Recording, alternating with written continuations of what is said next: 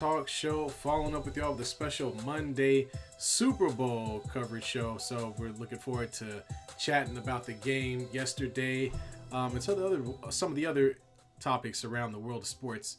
Y'all don't know, I am T, and next to me is my boy B. If this is your first time listening What to up? us, yeah, go ahead and hit the notification button, hit the subscription button. We appreciate it. We appreciate it. We appreciate it. Hit the like button too on the video. Um, B's been a man on the mission, traveling all over the United States of America to play none other than his favorite sport, softball. Welcome back. Softball Welcome back, B. Welcome back. feels good to be back, man. I'm dealing with I had a sinus infection last week. Recovering from it here.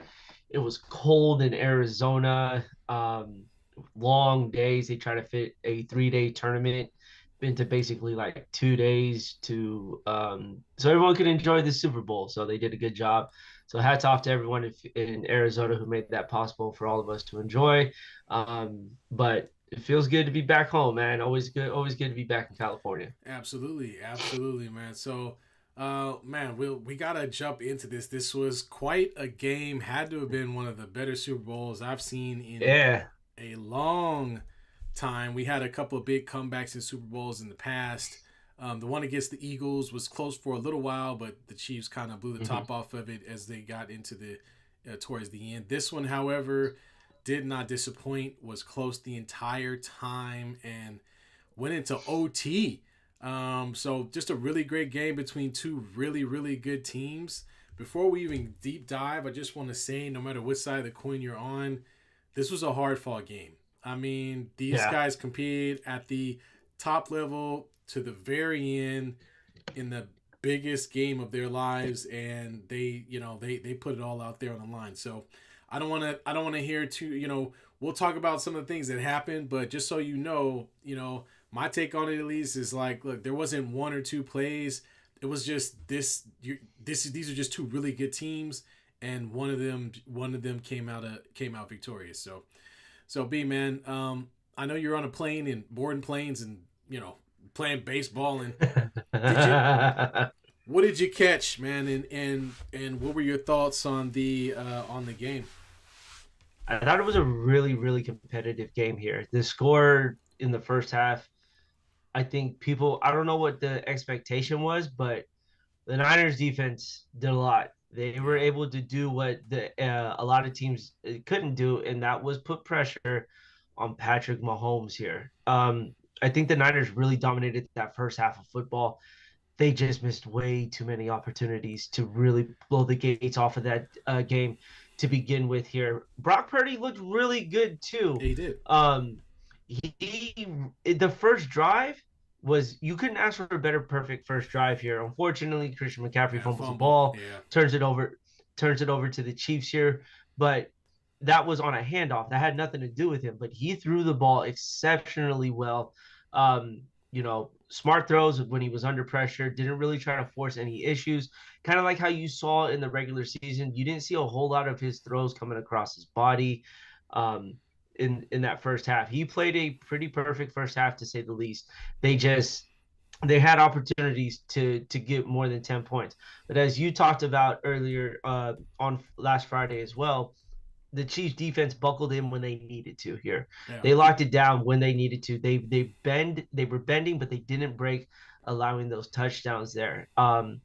But I think the overall, I think the first half was a great play game. What did you think of that first half? Well, it was ugly. I got to be honest with you. And to me, it did get kind of sloppy. We did see fumbles on both sides of the ball, with Pacheco and then also with Christian McCaffrey, who you really don't. That's not a guy you think of when you think of fumbling. I mean, especially McCaffrey. Yeah, And sure enough, the Chiefs stood him up and got the ball ripped out on a drive that would have ended in points for sure, because they were approaching, if not in, the red zone at the time. So that was a bit sloppy. I thought that the 49ers, they kept getting within that field goal range at that 30-yard line, that 40-yard line, and somehow, some way, as you just said, the Kansas City Chiefs found a way to stifle them. They let, it's yeah, almost like they let Christian McCaffrey do enough, but not too much. So he still had a pretty good game considering, but he was there outside of the one run that he had, which I don't even think it was a run. I think it was a catch and run in the overtime, where he got, it was overtime or fourth quarter, I think, where he got loose along the sideline. Didn't have a lot of That was huge, overtime. yeah, overtime. That was Didn't overtime. have a lot of big plays or big runs. Um, and yeah, and then on the other side, the Kansas City Chiefs, the 50-yard bomb to, I think was that Nico Hartman, or was that Yeah, was that Mister get drafted by the Chiefs to get traded to yeah, the Jets just to he had come like back to the he had Chiefs. like a 50-yard catch, and then on the next possession, Pacheco Pacheco. fumbles the ball in the end zone. So it really Yep. started kind of choppy, and it seemed like a kind of a sloppy game. Even on some of the punt returns, I don't know if you noticed, but nobody was fair catching. Yet they were getting blown up. I mean, every single punt. Yeah. I couldn't understand what the punt returner was thinking. It happened, I want to say, at least 5 or 6 times where the guy doesn't call for a fair catch. Either you loses yardage or just gets completely pulverized. So it was a little sloppy for And dude, me. and you had guys getting clothesline, Oh man. fielding these punts and Oh man, everything it here. was. I would say I enjoyed that first half a lot here, and we got Drunk in joining us tonight as well. Drunk, hope you're doing well. He said Brock Purdy looked exactly like Jimmy G. Let's stop the BS.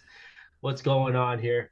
I think Brock Purdy did more than what Jimmy G probably. When you look at the two Super Bowls from what Jimmy G did to what Brock Purdy did, Brock Purdy put the team in scoring spots here. Yeah. When scoring was a premium here, and we could talk about the fourth quarter and overtime, but he helped initiate these drives here where Jimmy G, unfortunately couldn't get to that game-winning touchdown. Now he did have some overthrows. The biggest one was to Debo Samuel. Debo had the guy beat in the end zone. Yeah, that He was the just biggest overthrew him one. a tad bit Yeah. here. That was the biggest one. He also had Brandon Ayuk in that overtime. But the other thing that no one's taken account for was the pressure that he was under while making these throws here. Now you can say he's got to stand in the pocket. You stand in the pocket with 6'8", 320 pounds, Chris Jones coming at you, pushing your lineman back and trying to stay composed and poised under pressure to make that throw there. So I think he did well enough to put the Niners in that winning position there. Yeah. I, And then go ahead, yeah, T. man. I just feel like I can't put a lot on Brock Purdy. I No, mean, if you look at the nope. other side of the ball in the same situation where Mahomes way completely overthrows Travis Kelsey for an interception. I mean, like I said, this game started off really sloppy, and so until we get into the second half, then we start to see the game pick up. What I will say for Brock Purdy is when they needed a third down play, they got it.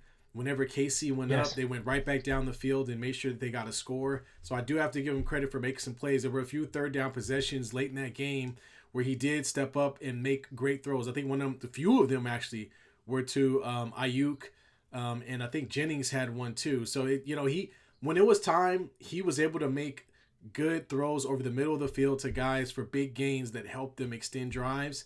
Now, obviously we're going to start comparing him to the guy on the other side, which I think is, a little unfair, but for It for what the 49ers are built to do, I think he executed in a way, the right way. So I think yeah. he did as much as we would expect him to do. He didn't go out there and turn the ball over a million times. He did when things got tight. He did make some good throws. And at the end of the day, the last team with the last possession won the game. I mean, that's kind of how I look at it. Yeah. And then Drunk also chimes in, and this is a question for us here. Chris Jones said the Ravens was the best team that they had faced all year. He's asking us if we agree with No, that or the Niners were better here. no, I don't know. The Niners were the best team yeah, that the Chiefs faced, and the only reason why to that, and I'll start it off here, was that the fact that the Niners responded to every answer that the Chiefs had, you know, and they made Patrick Mahomes as uncomfortable as they could all game here. it's a tall task to ask to do it for four, better yet, 5 quarters Yeah. to really keep that man in the pocket here. But the defense did everything they could to give the offense a chance to win the game, and vice versa here. The Niners played a very well-rounded game. They just left Patrick Mahomes with way too much time on the clock for him to do what he generally does here. But I think the Niners overall were the better team than the Ravens, and that's coming from me. Okay, so I could blatantly admit that there because of what the Niners were doing. Bosa, Armstead, and even Chase Young, who was criticized 2 weeks ago for not even completing plays, they were putting pressure on Mahomes here. So kudos to the defense here for that there. What you got on that one there? Yeah, man. So I think that my reason is because the guy or the leader of the Ravens team wasn't there mentally. I think that's all we need to know. The bottom line is Lamar Jackson kind of he got pushed into a corner. He wasn't comfortable at all in the pocket. He was very confused by the Kansas City defense on more than one occasion. He didn't use his legs, which we saw Brock Purdy do now and again when it was necessary. Had one huge throw in the fourth quarter where he scrambled to the right, pretended like he was running, backed off a little bit, and made that throw to the tight end for a critical first down. Those are the type of things we thought we would see from Lamar Jackson, and we didn't get that. So I got to say, based on the fact that the leader of that team, the MVP Lamar Jackson, mentally was not in it, that yes, the 49ers were a much, much tougher opponent because, as you stated earlier, B, it was tit for tat the entire time. Yep. So Yep. it wasn't like that with it wasn't like that with the Ravens. The Ravens couldn't score points, and then they gave up on. Then they kind of melted down. They just melted down. They did here. And then drunk with our man Kadarius Toney's career is over, getting told to stay home during the Super Bowl, and the team wins the Super Bowl is a career ender. That is pretty bad to say the least. What you got on that, T? I'll follow Man, you on hey, this one check here. this What you got out. on He that? would have been better up dressing up like Lil Jon and trying to pretend to be in the halftime show than he would have. That's the only way he would have got on the field. I mean, it is what it is. The guy couldn't catch the ball. Then he got the offsides play. At that point, you need winners. And so when when you have a talk with the quarterback, with the coach, and they're looking around at all these players, they're saying, "Hey, man, we can't let that happen again. It ain't gonna happen again." That's what they pulled them out and said, "Sorry, or the last thing we need is to be in the Super Bowl and you standing off sides for no good reason on the last play of the game." I completely agree, Drunk. He done, bro. He might as well go ahead and take the helmet off, keep the gold teeth, and start a rap career. Hopefully, it works out better for him. Hey man, he's got 2 Super Bowl rings to show. Barely, I mean, he participated in last year. Yeah, okay. This year he probably he had a better chance of getting on the Nickelodeon cast to be a part of the Super Bowl here. But look, man. his career in New York was very sketchy. Um, he faked an injury because he didn't want to be there anymore. And then comes to Kansas City, and now you're revived. You're playing on a championship team. Right. You have a chance to make an impact, and you don't take advantage of the situation. You don't learn from your mistakes during the regular season. You made Patrick Mahomes look like a dummy for yelling and arguing about you being offsides when the entire world saw that you were basically looked like you were playing defense with the Bills against the Chiefs. That's how far offside you were there, sir. So his career is over. There's never been a real positive thing to say about him. No. There's never been a negative thing. It's just the way he's handled his career and what he wants to do as an NFL player doesn't sit well in championship locker rooms like the Kansas City Chiefs. And they're trying to build something. They are looking, and we'll talk about that later on. He's not a good player. He's just bottom line. He's not a good player. I mean, they're like you said, they're a championship team. What do they need with a guy who can't catch the ball or stand on the line of scrimmage? You know what I mean? So there's no place for him on this team. And this was a team that was thin already at the wide receiver position, that dropped the most balls, the entire season. And yet he still couldn't find his way on the roster. So yeah, my man is done. It's over. It's a wrap. And then all of a sudden, the Chiefs players put stick 'em on their gloves, and now they're catching the ball when it matters most. Man, I'm I telling you. mean, I'm didn't telling blow you. me there. And then drunk with the final one here, Debo finessing the Niners into paying him wide receiver money. That has to go down as the greatest finesse as a finesse of all time. Bless you, my brother. Let me ask you this. Now, Ooh. let's talk about the Niners skill players because obviously they had a lot on the offensive side of the ball.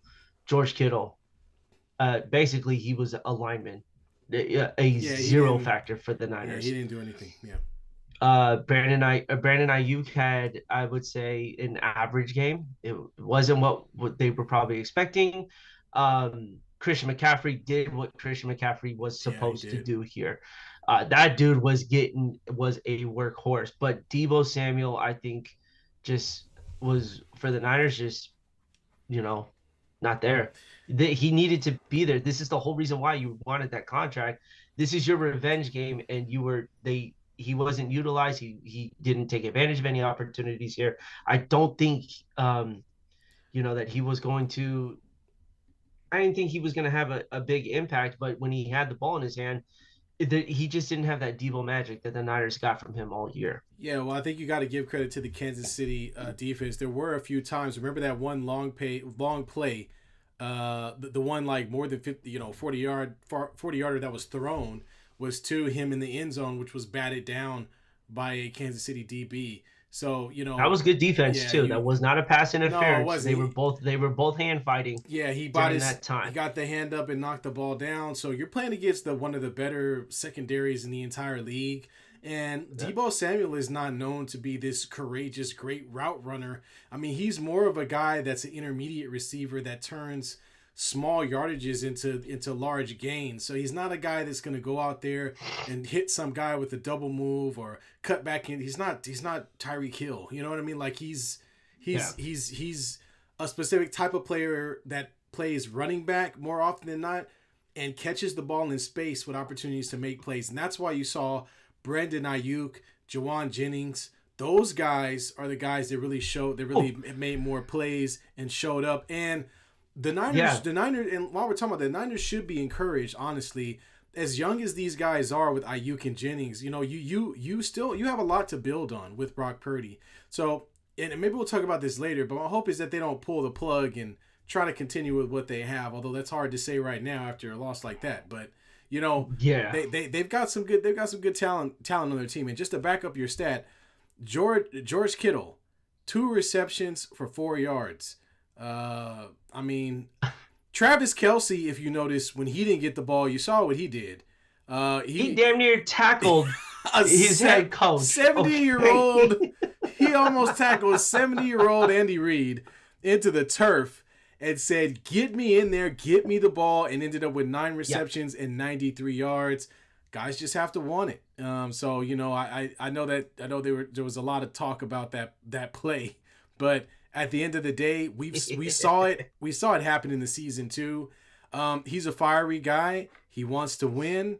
He felt like he should have been he felt like he should have been on the field every play, and Yeah. that's that's what ended up happening once we got into the second half. Yeah, and Travis Kelce ended the first half with only 1 yard, Right, 1 reception, 1 yard. right. That changed in a blink of an eye here, and they got the tight end going, and that's what gave the Niners problems during in the NFC Championship game was the fact that Laporta had a big game here, and like we said, Laporta is not Travis Kelce, so it was just going to take a matter of time. The only difference is Kelce didn't score a touchdown. Um, I Jawan Jennings, he would have been the unsung hero for these 49ers here Yeah, with the game that he had. And for those who don't know, Jawan Jennings is only really used for some key third down plays here. For them to open up the playbook to call that play, tell me you weren't thinking that ball should have been intercepted for how long it stood in the air yeah. going from one field to the other that led to the Niners' first touchdown. Yeah, no. I mean, again, a great play by a player, an unheralded player, a player that folks probably aren't really paying attention to coming into this game for sure. And that's why I said they have a lot to look forward to. And Yes. Ayuk has been pretty good most of the season. Debo kind of was non-existent, but yeah, man, it was a great play. It's just It was ballsy, man. That's a yeah, ballsy call to throw the ball, have yeah, your receiver. across the field. Um, yeah, And he man. was a quarterback in college. He was a quarterback going into college, turned wide receiver I here. mean, really, But at the biggest stage, like we've seen the Eagles call a trick play yeah, multiple times when they've been in the Super Bowl. I think the Philly special is the biggest one that goes down that gets talked about. But you always have that one play, and that really, the Niners really had the momentum going their way yeah. because that play should have never went to the end zone. That should have either been a bad ball or it should have been a pick six because he did not throw that ball well at No, all. he didn't, and but luckily the blocking held up. The corner that was on that side could not get around the blockers, or at least took the wrong angle probably. And it because like you said, when it was in the air, the question was who's actually going to come down with this ball. Next thing you know, it's Christian McCaffrey running it up for a touchdown. So yeah, that was a crazy play call, man. Yeah. And so let's talk about the big decision here. And let's get to the second half here because the second half turned into an absolute slugfest. Yeah, And dude, Kansas City was hitting. yeah, I would say both defenses were trying to end people's careers here. Um, and I think we can start on that here is Greenlaw. yeah. The field That took him out of the uh, game. I that was mean, that was terrible that to was see. I did not bizarre. like seeing that. That was bizarre. I mean, Yeah, he just take off to go on the field and just collapsed, and that was that. And burst his so Achilles, man. yeah, that's crazy, man. So that was a huge loss early on too in the game for the 49ers. But I mean, as long as this game went on, people started falling like flies. The longer this thing went on, I mean, You hey, you saw had bottom counts, Debo. just people just laying down. Yeah, exactly. Debo Samuel had left the game for a minute. George Kittle had left, even though he wasn't doing much. They had, I think it was an offensive lineman. I'm trying to think, but there were a few guys that went down on They were both holding sides. their arms. Yeah, Yeah, both sides of the ball. That just it was a tough game, and I think we did get to see the offenses kind of spread their wings a little bit, a very very little in the second half. And this is the part where I felt like you really got to see the Patrick Mahomes kind of peak up and started picking up doing a little bit more with his feet. They started moving the pocket a little bit more in the first half. They were doing a great job of pressuring him and sacked him also. So I thought they did a good job in the second half of trying to move him around, or at least him making the decision to get up and move his feet. Something we were hoping Lamar Jackson would do in the yeah, previous game. You saw it work again and again and again for Mahomes in late game situations where he moved to try to utilize his legs to get himself out of a tough situation. yeah. And I think the Niners had every opportunity to win this game in the fourth quarter as well. They had the ball going into that 2-minute warning here. All they needed was a first down to Yeah, really, really put the Chiefs in a yeah. very bad position here. Well, And Chris, they couldn't convert, and that's where the missed opportunities for the Niners here. From the play calling to the execution, everything was fine. It's just when it came down to that one opportunity, they had a chance to win that game on the field goal here. We haven't even talked about Jake Moody's missed PAT that I think was a big game changer as absolutely. well here for it. But the the Chiefs showed why they have been in these Super Bowls for all this time. Not once did they panic at any moment of the game here. Yeah, And when they had the muff punt that led to a touchdown, they took that advantage right away here, and they stay composed with everything here. They didn't put the pressure on. I'm trying to just put the door on the Niners, yeah, but they knew that they can come back at any point. If the pressure was on the Niners to try to end the game with like 2 seconds left on yeah. the clock. You know what I'm saying? You cannot give Patrick Mahomes no more than 30 seconds. Otherwise, he's gonna find a way to put points on the board. Um, Yeah, so the Niners missed that opportunity at the end of the fourth quarter, going into overtime, to try to put the game away there. Yeah, and throughout the game and in the second half, I did notice one of the reasons outside of the defense of the Kansas City Chiefs, which made some huge plays. Definitely Chris Jones getting right in the face of the quarterback on two big plays. One that probably would have been a touchdown if he wasn't there when the 49ers were in the red zone. But they also had a lot of little funky little penalties too. They kind of backed them up into second and 14 or different situations that sort of back their drives either out of the red zone into field goal position or back into punt position. That trying to kind of got to him. So again, the game, like I said, the game seemed a little bit sloppy. It's a little bit sloppy. It almost seemed like anything that could go wrong couldn't. That one play where Purdy goes back to throw the ball and just throws it right into the ground. Thank goodness there was I think there was a defensive holding play which made that a first down. But it was just some really weird stuff happening. The play where the ball gets punted, bounces off the back of the 49ers return, or well, not it wasn't the return guy, but one of their special teams players, which led to a recovery by the Kansas City Chiefs, was actually led to probably the biggest touchdown of the game, where he was tied the game at that wide open.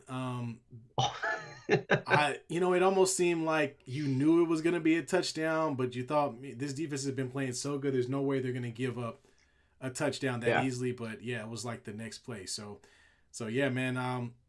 It was definitely, it was quite the game.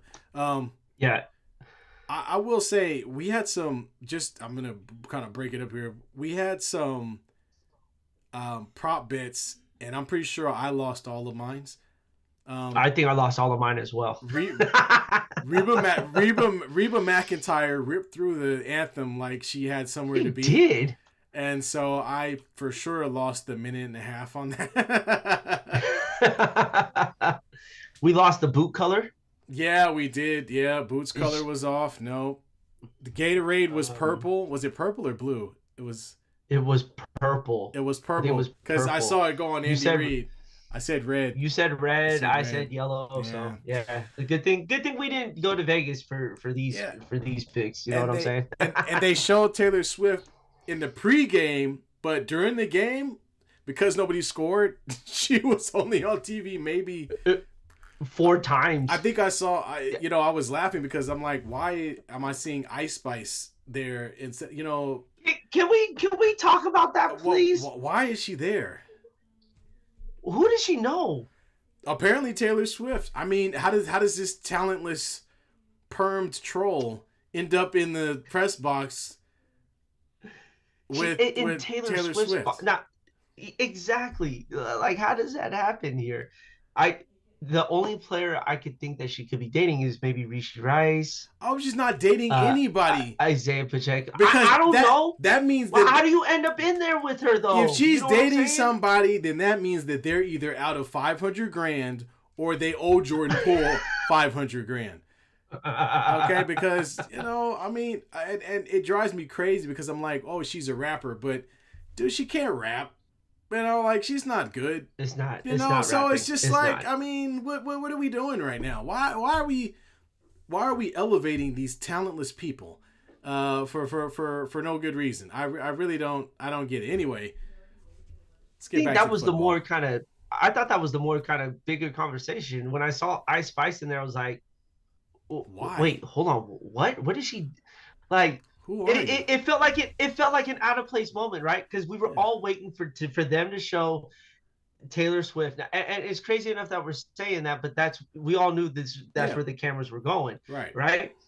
Blake Lively, I could everything seemed good, and then you see Ice Spice, and it's like, who? Why? When did you write a song with Taylor Swift? Yeah, why are you? You know what I'm saying? She's in the same suite with Travis Kelce's mom. Get her out of here. Things were getting weird to say the least. Let's get her out of here. Seriously, it was ridiculous. Let's get caught up on the chat here, man, because we got Drunk chiming in. We got a lot. I've been telling people George Kittle hasn't been a top 5 tight end for 3 years. Well, I mean, he hasn't. Honestly, he had the one good season, and maybe because it's not Garoppolo anymore, and he's not being used as a security blanket. But he's not really making a lot of impact in the passing game. So I don't know if that's just a change in the ideal, maybe because you got Christian McCaffrey out there, he's probably taken up a lot of receptions that maybe George Kittle would have had. I don't know, but I have to agree with you, Drunk. He hasn't. When you look at the list every single year, it's Travis Kelsey and everybody else. George Kittle. Yeah, yeah. Yeah. So it's not George Kittle. It's now it's Nakua or it's Laporta, but it ain't Kittle. I think the big thing was the scheme just didn't go to George Kittle. Yeah, They did run the ball a lot. Christian McCaffrey did run the yeah, ball 30 something times. yeah, So I think that's why we didn't his name maybe wasn't called. But at the game's biggest moments, you have to use your biggest stars. And that is George Kittle. The middle of the field was continuously open because the Niners were getting the slant routes.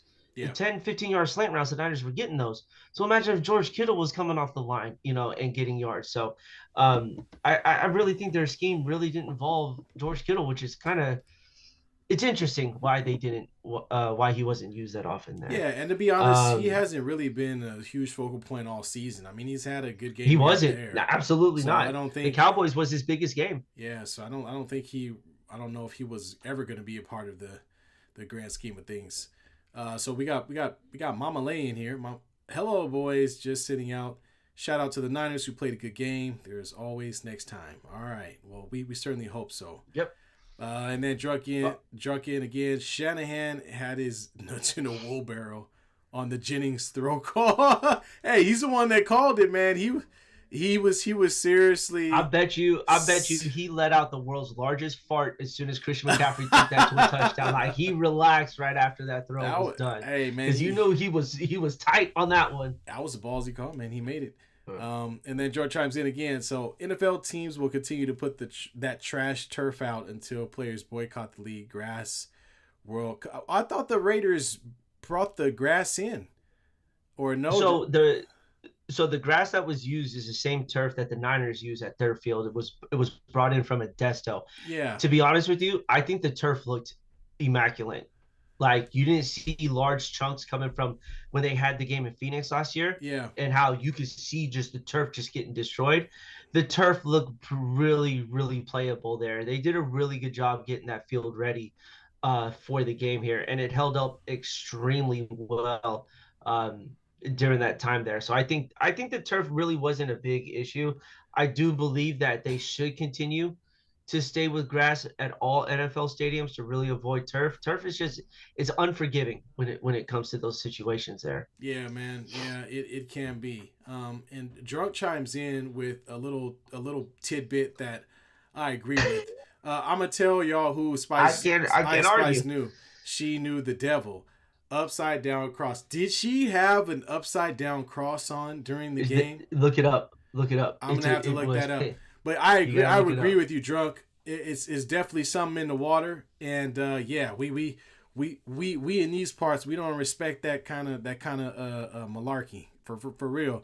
But yeah, man, You should probably be dating Travis Scott because you know how that yeah, concert went down. hey, exactly. Maybe they're talking through them. Who I knows? don't know. Um, That's why and then I was glad they had 15 Jesus saves us commercials during the Super Bowl. I was trying to I can see where our offset. money. I see where the money from the church is going to is these $7 million said- commercial spots. I'm telling you, man. They said we we gotta offset Ice Spice anyway. Let's see. The church spent $14 million on 2 commercials. Yeah. Good Lord, do we know where that money is going to? Yeah, man. While you look up Ice Spice's necklace, I'll get you caught up on the chat. Mama Birdie goes, agreed. Too many shots of Swift. What about the rest of the players, significant others? Do they not mean anything because they are not a superstar? Look, I've been really harsh about the whole Taylor Swift situation. The woman's $1 billion, you know. She's worth over $1 billion here.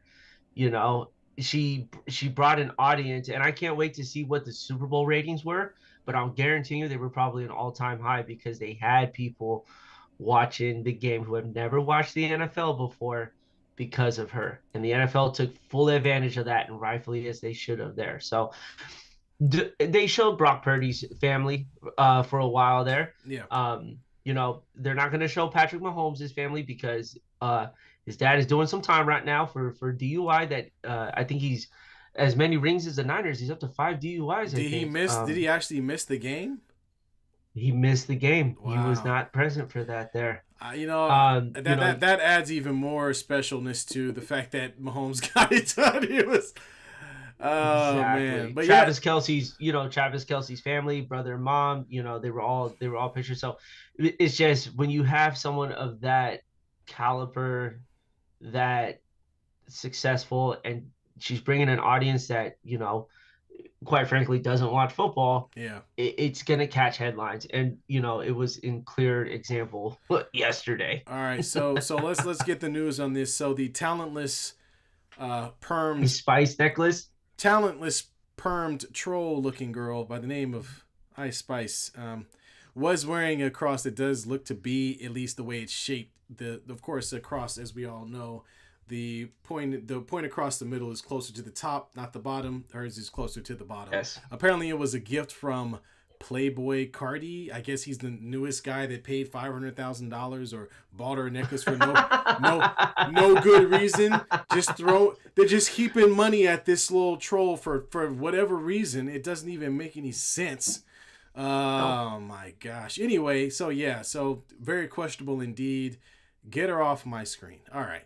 So to counter to your look of here, Drunk says Ice Spice was naked twerking the day before the bowl. Now she in the suite with Taylor. It's like being Burger King selling pizza. I'm saying, man, like you heard what I mean.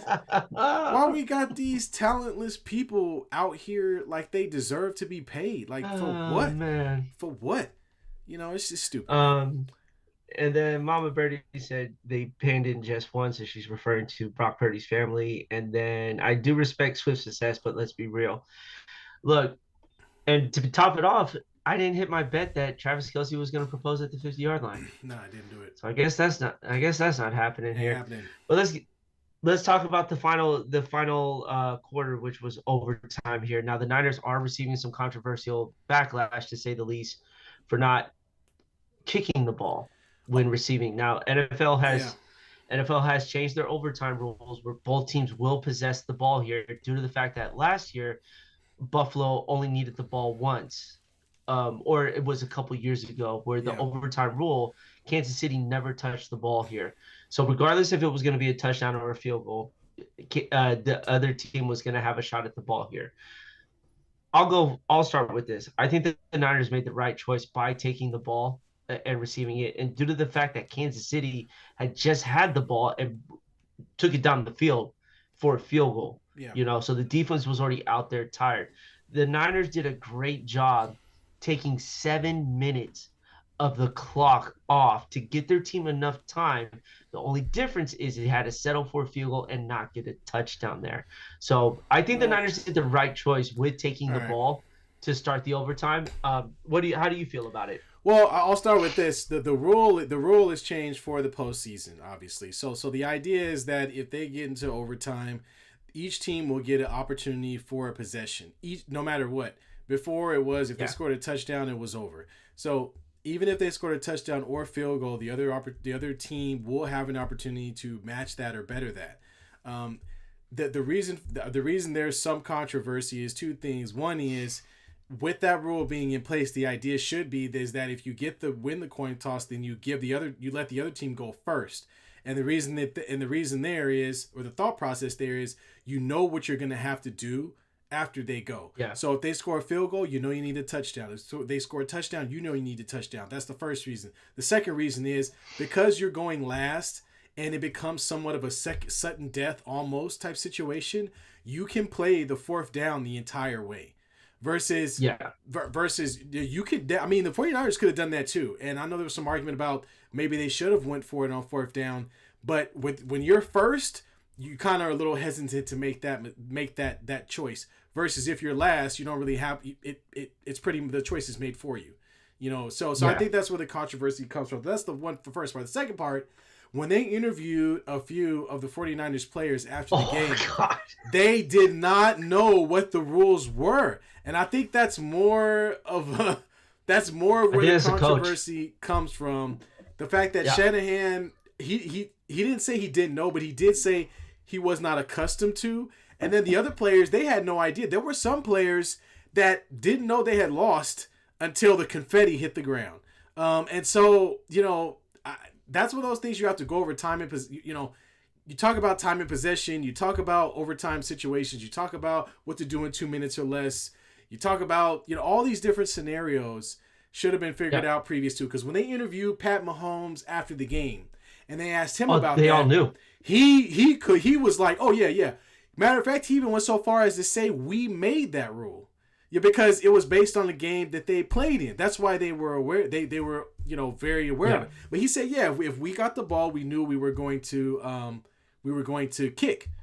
So I think the big thing you that's missed on is that the coaching staff of the Kansas City Chiefs made sure that the players were well aware of this all week. Yeah. In case this game went into overtime, and I guess there was a report out that they said that before the game they were reminded twice of the overtime rules here. So I'm not saying that the Niners didn't plan it properly. That's not what this is about here. But when your players are coming out and saying they had no idea that there were a changed rule in overtime, that started in the divisional round for the Niners. Yeah. They had no idea. Yeah. Imagine had they been in an overtime in the divisional round. They almost did. They played two pretty close games too. Yeah. And that's kind of hard to fathom. I mean, playing at this level and not being prepared, you would have thought that they would have known, hey, maybe we should kick that. Maybe we should kick the ball, or maybe they would have played their offense a little bit differently. Maybe the defense would have played a little. I don't know. But at the end of the day, you at least want to be prepared. So that's completely on the staff, coaching staff. I think the choice to take the ball was right because they gave the defense every opportunity to catch their breath. Yeah. And the defense was still playing good at the time. The final score was very low for that kind of game. Yeah. For the types of offenses that they were running, this game should have been in the 30s at least here. But the Chiefs struggled for most of the game to try to score a touchdown. They needed a break to get their offense going here. I think the Niners defense I don't know if they were tired, but both teams were tired. You could see it in the way they were trying to hold themselves up in between breaks, to say the least here. Yeah. But they gave the defense an 8-minute rest and said, you have 3 downs to win the Super Bowl. And the Niners pride themselves on that defense. Does Greenlaw make a difference? I don't think so, because the defense was still playing well without Greenlaw in it. Could it have changed it? Possibly, but I don't think the outcome would have been any different with Greenlaw in or out of the game there. And I was watching ESPN, and 2 big plays were based on one thing, and the fact that Joey Bosa was going for the sack and not the play. He got caught on 2 misdirection plays. One of them was on 4th and 2 when Pat Mahomes took that ball and faked the handoff to, I think it might have been a wide receiver he faked the handoff to, and then rolled out and just ran behind Travis Kelce for about 10 yards for a first down. Bosa sunk in, got caught on the misdirection, and he went right around him. The second play was a touchdown play. Bosa again went directly in. Everyone bid on the fake. Everybody bid on that. Pat rolled out to the right again, and it was a touchdown. So, like you said, they're tired, and they although they had that much time to sit, I don't know if that was really helpful for them. I mean, you got the break you got a little bit of a break between the end of regulation and overtime. You sit for an entire 8 minutes. I just felt like I don't know if it was really an advantage for them. I mean, because honestly, the idea was, Casey's defense has been out there for a while too. I mean, they were out there just as dude. Casey's defense was out there longer because the Niners held the ball damn near the entire game. Dude, it was like almost a 20-minute difference from the time of possession for the Chiefs and for the Niners. Yeah.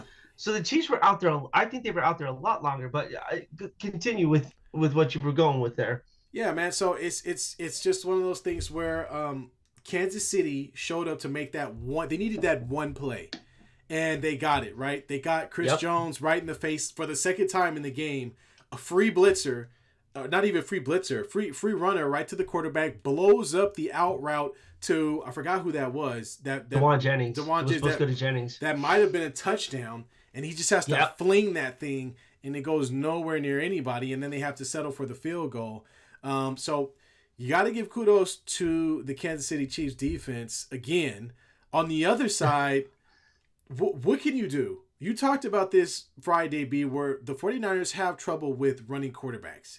And somehow Patrick Mahomes, after all of that, the first four quarters, overtime, he started running the ball. And he was very successful with doing so. That one 30-yard run, what was it like? It was about 20 yards, I think, through the middle. That was a backbreaker. His speed accelerated faster than the 49ers, and that's when you saw the fact that, like you said, it was a tired team out there. I mean, they had him looking like Lamar Jackson. I thought he was going to run for a touchdown. I know. I thought he looked like he was getting there for it. He was in wide open space. The speed was looking a little more than normal, and so those plays, like we talked about, the rollout play, the sprint down the middle when he saw nothing was working, those were backbreakers. And and as good as the Niner defense is, I don't know if there's anything they could have done to stop that. That's just a guy making a play because he didn't throw it to anybody. You know what I mean? It wasn't like it was this drive where he just tore him up in the air. No, I think they went to third down at least 3 times on that drive. They went to fourth down once. On that final drive, yeah. Yeah, they went to fourth down once. So it's not like the defense wasn't necessarily doing their job. It's just that they got the Chiefs got the right play call or the right play from their very best player. And that's really what it came down to. That 4th and 1 call for the Chiefs was the Niners were going to have their hands full because it was either going to be Pacheco, Mahomes, Kelsey.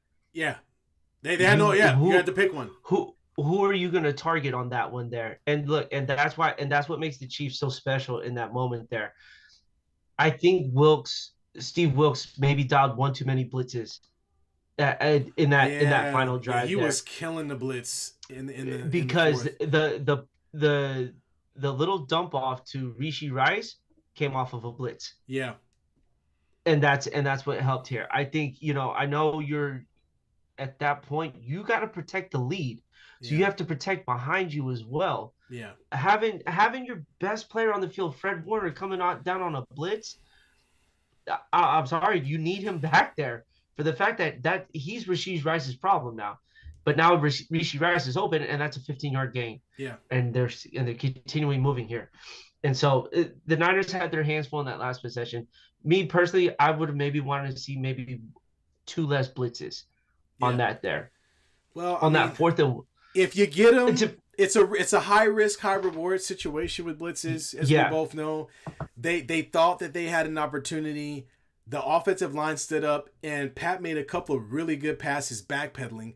One of them was the one you talked about to Rishi Rice over the middle, where it's like almost like an all-out blitz. And he just gets the ball up, he just lofts it up in the air enough and puts it right on the receiver going across for the first down. So it's tough to it's tough to say, maybe if they backed off they would have been better. But then when they did back off, if you remember later in that drive, then Pat runs the ball for 20 yards. So it's just it's just your best player making the best plays, and ultimately that's why they lost. Maybe a spy at that time there, maybe a spy on Patrick Mahomes. Yeah, but I don't know. The thing is in the first half the Niners got to Patrick Mahomes. They did. In the second half was different. They did not get a lot of pressure on him. So at that time, you're obviously as the game got on, the chances of you getting to Patrick Mahomes was very, very slim. I'm taking my opportunities, and I'm gonna have you got to trust your defense and let the best player on the field beat your team. Right. Right. That's what I would do there, and let him have to do all the work. With these free blitzes, you're allowing him easy work. He knows what he's doing on a free blitz. They have a play. Every NFL team has a play for that. Yeah. So, obviously we saw how it ended. The Chiefs are hoisting the Lombardi Trophy for the 3rd time in 5 years. T, let me get your take on Brock Purdy here. Season's over. what is this game defined for him being in his first Super Bowl in this magnitude and performing that the way he did? How do you feel like this takes his career going forward, and what it does for the Niners too? You have to remember this is a second year quarterback. Yes. I think sometimes people forget because of the Niners' continued success over the past 5 to 10 years with different quarterbacks, obviously.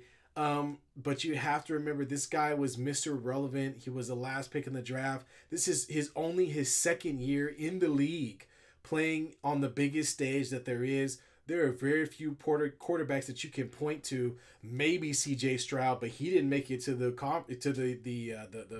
Super Bowl. So I got to give him credit. I mean, he did not necessarily fold. He didn't fold under pressure. I don't think he did. He made some big plays in the fourth quarter to help them gain the lead and then tie the game.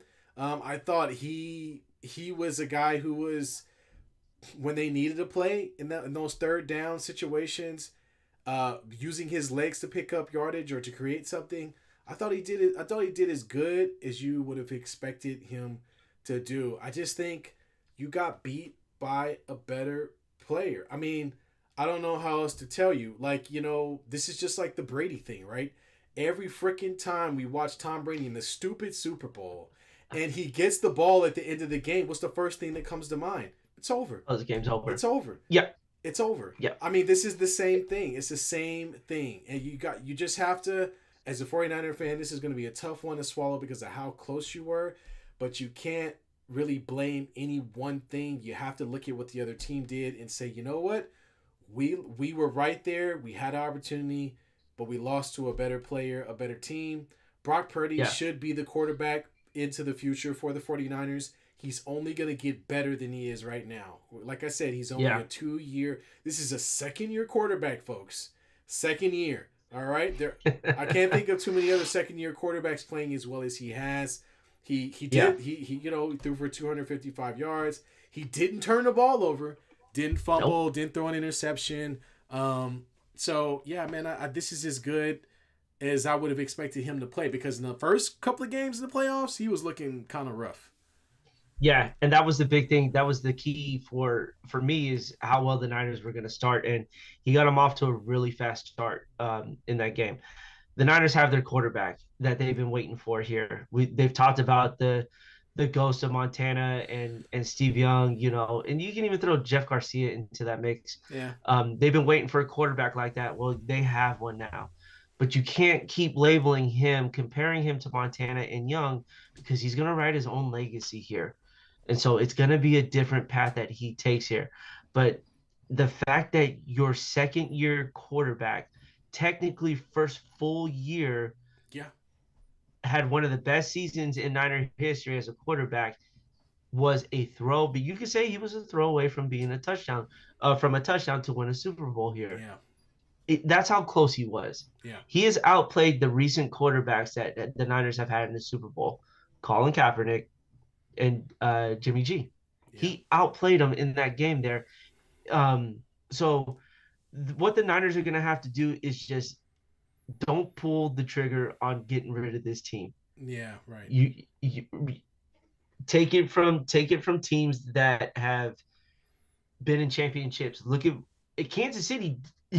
That team was almost a scout team that just won a Super Bowl outside of Mahomes and Kelsey. Yeah. The Niners have to be willing to stay outside of the salary cap in order to keep this going here. Because I don't think Purdy goes on to the Chiefs and has that same success. They have built a winning culture in San Francisco. The only way you can maintain it is spending the money here. Yeah. Making sure that you keep these players here and they're buying into the system here. Most players would have left after they've been in the championship the last 4 years. Yeah. Whether it's the NFC or the Super Bowl. Most players would have been gone because there's no ring to show for it. But you got guys committing to this team here. Right. So continue to show them that commitment there. So for the Niners, they have the guy in Brock Purdy. It would have been a great story for the NFL. Last pick of the draft, wins a Super Bowl. Looks like a 12-year-old out in pads playing the NFL here, to say the least. Right. Exactly. Oh man, so we're gonna round it out with favorite football commercial be? I don't even know if you got a chance to see any of the commercials. Oh, the E-Trade one. E-Trade one by far with the babies playing E-Trade. pickleball. The fact that they brought the E-Trade babies back from the early 2000s to join us in 20 years later is hilarious. I remember the E-Trade baby. That's old. That's super old. But yeah, the E-Trade babies playing pickleball was pretty good. For me, it was none other than Michael Cera in the Cera V commercial was hilarious.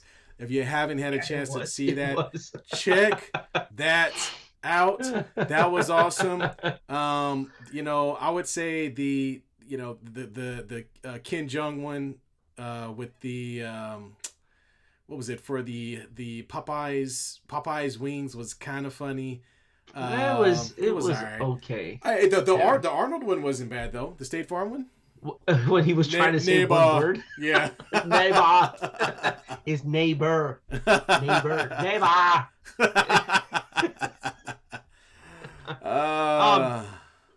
Halftime show.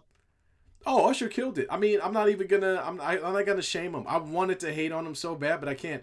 He did a great job. Yo. I thought he did. He looked 10 years younger out there, running around, jumping, doing all the stuff we expect him to do. It was better than pregnant Rihanna. I'll just put it like that. What was up with him and Alicia Keys? Because they were yeah, there was some suspect there. She's married, and yes, there was some talk about that, but I don't think there's anything there unless Usher trying to make a play that we're unaware of here. But yeah, I don't know. I think it was just what was more surprising to me was a very fit and bouncy Lil Jon. Did you see that? Oh my God! Been working out. He been and what was Jermaine Dupri wearing? First off, I thought that was a child. In he had little girl socks on and loafers, and I'm thinking, whose bald-headed daughter is this? You know who I thought it was? You know who I thought it was? CeeLo Green. I really thought it was CeeLo Green who had lost weight. But it wasn't. Then I was like, "Oh shit, that's Jermaine Dupri." I was like, "Dang, oh man, dusted take the camera off of him." What about Will.i.am showed up with a mask on his head? I thought it was Kanye West. You really think they gonna let Kanye West get on the NFL halftime? No, I don't think. Why? So he can stop the whole show, put a stocking over his head and red shoulder pads and start talking about America? I've never seen Will.i.am dressed like that before. That's why it kind of threw me off guard. I was like, wait. Yeah. And then when he sang the song, I was like, and then I put two and two. That OMG was with Will.i.am. Yep, that's right. Ludacris looking like a character straight out of Dodgeball from the Corporate Viper. I was like, yo, what's with the shoulder pads, bro? Oh no, man. But you knew it was basically built for our era of music. So, I thought it was interesting that the NFL went that route. But Usher's already in Vegas, so this was just a hop, skip, and a jump for him. So he's been performing on a regular basis, so he was ready. The funny thing was they had strippers. They had stripper poles as Ludacris was walking down. Yeah, they did. Well, did you? So for those who haven't watched it, go back and watch the halftime shows. There's two instances where people get jacked up. The first one is a lady falls off the stripper pole during the song. Yeah, you see her at the top and just comes straight down. The other one was when they first introduced Lil Jon and he did Turn Down for What, and you see this guy go straight up in the air. He goes straight up and comes straight down. I didn't realize that until I caught it on social media, like on TikTok and everything. And I was busting up. But hey, Usher, great job. Try to keep your shirt on, bro. Yeah, well, he's trying to embarrass the rest of us. You're making us look bad, man. Come on, dude. He's like 45 years old, man. I know. And the fact that in his final song, and he had the audacity to put an imprint of abs and his chest on his outfit when we've already seen his ass with no shirt on. Come on, man. You didn't have to just go that embarrassing. Mama Bernie asked, which was the worst commercial? I'm going to take some flack for this. But it was the first Jesus Saves commercial. Whenever everybody's washing everybody's feet, and I have no idea what is going on. I'm thinking the commercial. I'm thinking the commercial is for athlete's foot, or I had no idea, and I hope I don't get struck by lightning. I'm just saying, if we're gonna market our Lord and Savior, because I'm a Christian too, can we do a better job? I mean, nobody knows Yo, what's happening.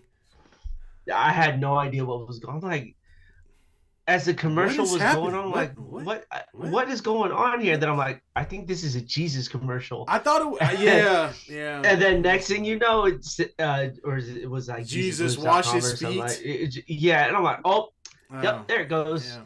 yeah. Yeah, That was. Yeah, I don't know. I was. I don't know what commercial was the worst here. Honestly, I think that chocolate commercial with the starts with L looks like a little red ball. I mean, I don't Oh, know what it is. lint, the Yeah, truffles. like what? Yeah, well, I What mean, the hell was that? it wasn't very interesting. Yeah, yeah. Oh, I think the best one was the other good one was the M&M commercial with the almost champion ring, and oh, that they had all was the messed up, man. That was cold. I was surprised those guys got together. I mean, dang, the I almost was champions. dying. Wow. And they were just sniffing the championship crystals, Yeah. the diamonds. Oh man, hey, what did you think of the Quiet Place trailer? It looks good. Yeah, yeah, I thought That movie was gonna be that good. was good there. Deadpool. Oh, well, they only show like a tidbit, but I'm interested. I heard Wolverine's involved, so I'm there. Wolverine is involved, and it is Hugh Jackman playing Wolverine here. Wow, wow. What else? I think overall, before we chat off here, for Las Vegas to get the Super Bowl, to do what they did, I say it was a pretty good job Oh that they yeah, did out there. it was made for it. It was made for it. The Yeah, Vegas is made for it, and nothing crazy happened. We didn't hear anything. We not didn't hear yet. anything bad come about. Yeah, It went through successfully. The game, but they had one streaker, but that was it. And yeah, it was pretty much a open and shut case. Nobody not showed up to the game. I'll put it like that. yeah. Except for Kadarius Tony, he was the only one Oh who well, could not show up. he didn't make the entire the playoff roster, so he got cut I'm early. interested to see what videos of Jason Kelsey turns up um, later on here. There was a footage of him with his brother Taylor, that whole shenanigan crew. Yeah, He was wearing a mask to say, he's a weird one. He's I yeah. love that. You know what? Favorite non Baltimore Raven player goes to Jason Kelsey here, man. It's gonna suck when he retires, Yeah. but enjoy. Mama Birdie says you're gonna get struck by lightning, bro. I'm not. I'm just. I hope I don't. At least I'm just trying to point out that the marketing was, you know. It was it had me when you're questioning what in the hell is going on with this commercial, Yeah, and and then when you find out, then it's like, oh, yeah, whoa, what in the world? especially if the point was for people who know nothing about that situation. Yeah, They probably yeah. would have been like, Jesus cleans feet. Okay, like so. I just felt like the marketing could have been better. Sorry. Could have been a tad bit better there. My bad. Hey, I know we didn't get a chance to touch on it, but real quick, Yeah. we didn't get a chance to talk about Patrick Mahomes. Give me a quick 30-second take. This championship is what for Patrick Mahomes? This cements him as being one of the greatest quarterbacks to ever play the game, winning 3 Super Bowls in 5 tries. He's been in the Super Bowl 5 times already, losing to Tom Brady the other 2 times against the Baltimore and then against the Patriots earlier on. In my opinion, this cements his legacy. He's officially. I mean, he would have been a Hall of Famer anyway, but he's officially not just a Hall of Famer, but now he's up there in that top territory, or where you start talking about guys like Joe Montana. You start talking about guys like Terry Bradshaw, to a lesser extent, Troy Aikman. Any other quarterback you could think of, not named Tom Brady, pretty much. So it's and the fact that he's not even 30 yet, he has an opportunity. That's the scary part. He has an opportunity to be the LeBron James, stat-wise, of the NFL. And that's kind of what LeBron's like he's the stat king. And although, I will, your boy, I don't know how much more hardware Mahomes is going to come home with. But you're looking at a guy at the end of his career who more than likely, but with longevity, which I'm hoping that that's what happens for him. He's gonna he's gonna beat all the records. I don't know if he's gonna get the 7 Super Bowls, but we are watching a guy who's gonna be taking over the league for the next 5 to 7 years. Well, he's already owned the league, but I think after look, this wasn't his best team that he took to the Super Bowl either. No. This was not with the help of the defense and the offense he had. Because when you really look at it, he had two good players, Pacheco and Kelsey, going against a Niners team that had almost every skill position player was a starter anywhere else. Yeah. So the question is, does he catch Tom Brady? Now, obviously, that's kind of ridiculous to say. He's only 26 or 27 right now. But just think about that. 3 Super Bowls at the age of 27. Yeah. Not a lot of quarterbacks were doing that. No. You know what I'm saying? Yeah. And he's just getting started. He may be the first billion-dollar athlete in the NFL because the Chiefs cannot let this man go. Oh, no. You know what I'm saying? He might get the first. I mean, they already signed. Didn't they sign for 10 years?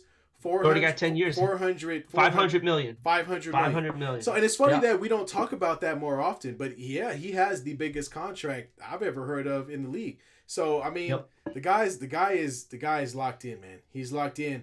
I'm it's going to be tough for my Raiders because, you got to find a way to beat this guy every year if you want to get a opportunity to go to the Super Bowl or even get to the playoffs. Yeah, and you got to run it through him. And the fact that he did it on the road for the first time in his career, there was a lot of question about that, and he passed every test. Yeah. It's not like he played a 5 or a 6 seed. He played the 6 seed, but that was a wild card game. But then he went to the number 2 seed in the Bills, handled that, and then went over and took down the regular season's best team, which was the Baltimore Ravens. Yeah. And so you are looking at the next Tom Brady here. The NFL will be treating this guy like Tom Brady. Whether we like it or not, this is about to take place here. So just sit back and get ready to witness the transition of the NFL to Patrick Mahomes here. I think CJ Stroud, there's good young quarterbacks in the AFC.